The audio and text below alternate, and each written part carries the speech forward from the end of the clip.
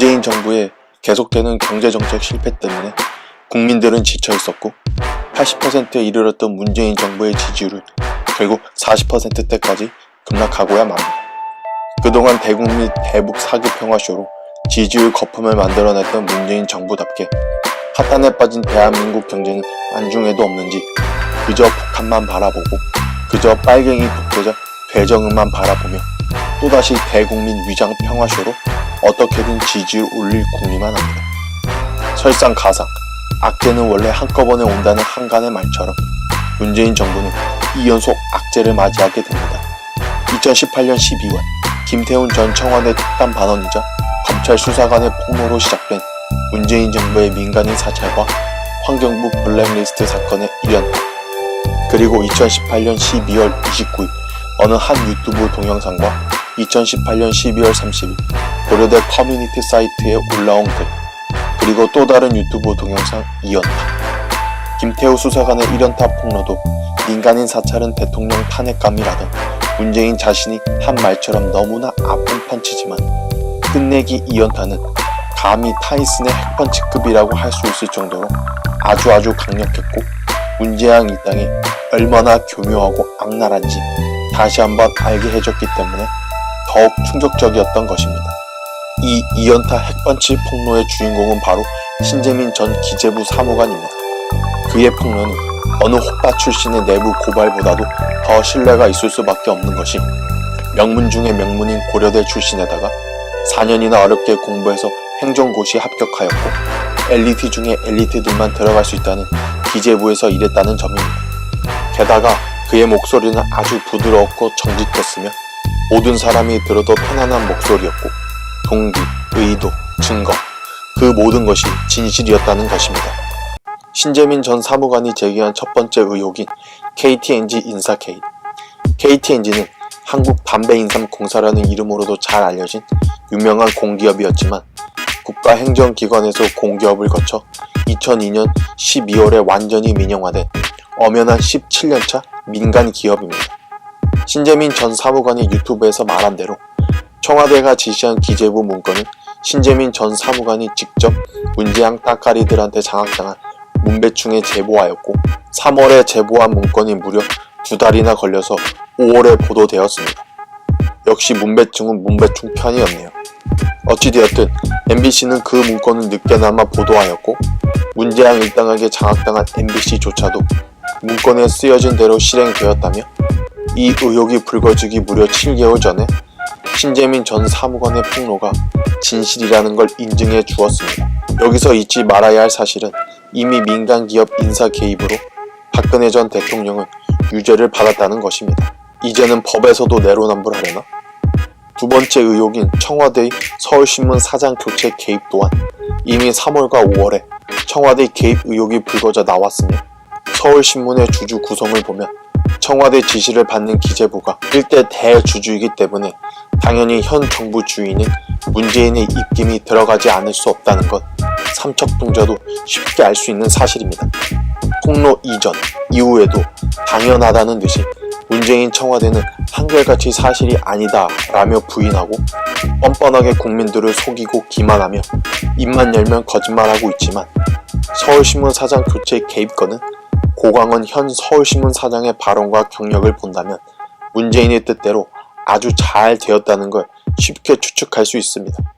마지막 폭로인 적자국채 발행 지시 그리고 1조 원 규모 국채 바이백 취소.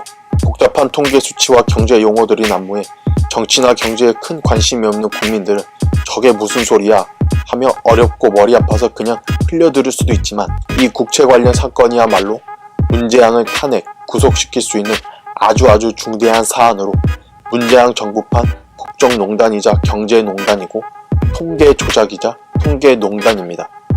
문재인 정부는 2017년 5월에 들어섰기 때문에 2017년 예산은 전 정권인 박근혜 정부의 책임이 됩니다. 따라서 2017년의 국가 채무 비율 또한 박근혜 정권의 책임이고 향후 문재인 정부의 경제정책을 평가할 때의 기준이 됩니다.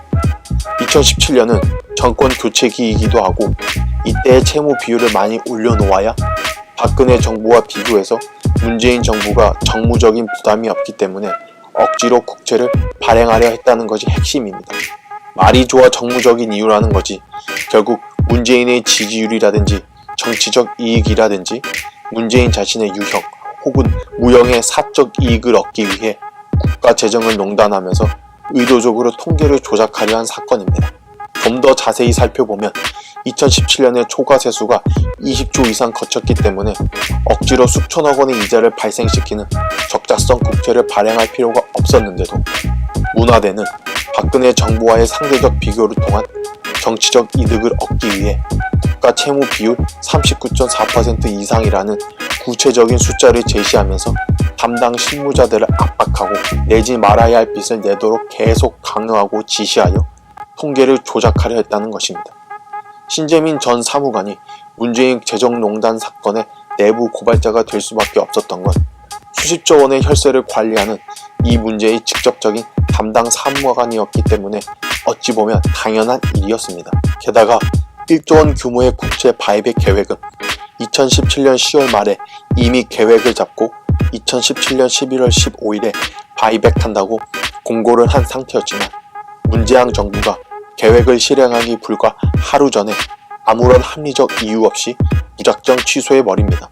이 바이백 취소의 여파로 채권 시장은 일시적이라고는 하지만 분명히 혼란이 왔었고 국채에 투자했던 누군가는 수십억 원의 손실을 봤다는 것입니다. 그런데도 문재인 정부는 시장에 별 영향 없었다, 국가 채무 비율에 큰 영향이 없었다 라면서 사건을 축소, 은폐하기에만 급급한 모습을 보이고 있습니다. 온전히 문벌구 정부의 재정회계로 잡히는 2018년에 들어와서는 문재인은 초과세수로 국채를 4조 원 조기 상환했다면서 언론 보도를 통해 대대적으로 홍보한 것은 무엇을 말해주는 걸까요? 적자성 국채 발행 안 했으니까 문제 없잖아. KTNG 사장 교체 안 됐으니까 문제 없잖아. 이런 주장을 하는 문슬람들에게 묻습니다. 살인죄 저지르려다가 못 죽이면 그건 살인 미수죄 아니냐? 미수죄도 엄연한 범죄이거니와 KTNG 사장 교체는 외국인 주주들의 반대로 못한 것이고 서울신문 사장 교체는 결국 문재인 청와대의 뜻대로 잘 되었으며 적자성 국채 발행은 정직하고 성실한 공무원들 덕분에 못한 것이며 1조 원 국채 바이백은 결국 그대로 취소되어 시장에 혼란을 주고 민간에 손실을 끼쳤으며 바이백을 했으면 조금이라도 줄일 수 있었던 국가 채무 비율을 줄이지 못했으며 안 했다는 것입니다. 문재인 정부의 모든 계획이 그대로 실행되었다면 민간기업 KTNG는 문재인 정부의 꼭두각시로 전락했을 것이며 굳이 내지 않아도 될 수천억 원의 이자 비용은 국민들의 땀과 노력이 담겨있는 세금으로 국민들이 고통을 감내하며 갚아야 했다는 것입니다. 문재인 자신의 사적인 정치적 이득을 위해서 말이죠. 이게 나라냐 재앙아? 결론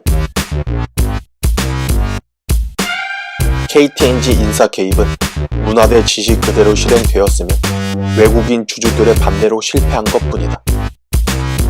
서울신문 사장 교체 개입은 서울신문의 일대 대주주가 기재부라서 큰 문제없이 잘 교체되었다. 이건 현 고강원 서울신문 사장의 경력과 발언을 보면 충분히 판단 가능하다. 적자성 국채 발행 강요는 미수에 그쳤으나 그 계획이 온전히 실행되었다면 수천억 원의 이자 비용을 국민들이 떠안아야 했다. 그 의도의 저변에는 통계 조작, 재정농단, 그리고 문재인 일당의 사적, 정치적 이득이 깔려 있었다. 1조 원 국채 바이백은 결국 문화대 지시대로 취소되었고 일시적이라고는 하지만 채권 시장은 영향을 받았고 누군가는 수십억 원의 피해를 받고 바이백으로 줄일 수 있었던 나라 빚은 줄이지 못했다.